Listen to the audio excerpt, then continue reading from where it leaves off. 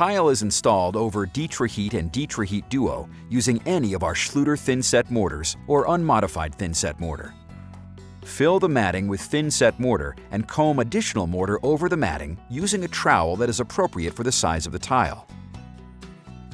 While the heating cable is protected by the matting, be careful when applying the mortar to not damage the cable with the notched trowel. Back-buttering large format tiles is a useful way to help ensure proper coverage. The skim coat can fill in the concave area on the back of the tile and improve contact with the mortar combed on the substrate. Solidly embed the tiles in the setting material, making sure to observe the open time of the mortar.